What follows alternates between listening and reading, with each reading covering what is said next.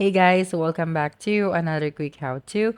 And today I'll be teaching you on how to create consistently character for storybook with Leonardo AI. So first is you have to open your web browser or you can download directly the application. And after that, you just have to sign up for an account. And here you would be able to see different options where you can use these pictures for the body of your story. But we have the other option, which is more effective. So to avail of that feature, you just have to go to the left side of your screen and you just have to find the image generation. So after that, you just have to click on it. Okay, this one right here. And at the top, we have to decide if what kind of image we want to generate. So you can explain that right here.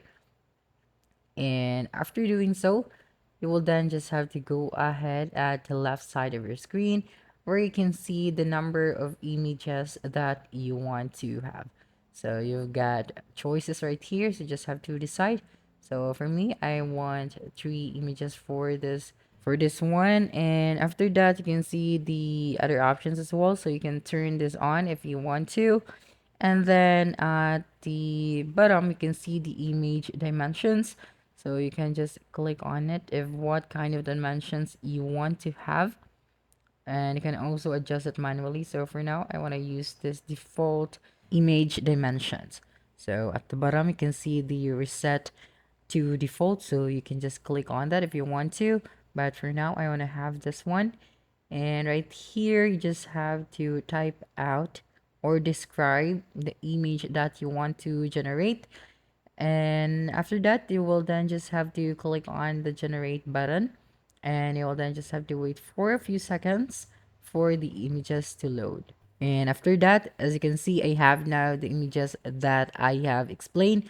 So to download, you will then just have to click on the image and then click on the download button at the bottom.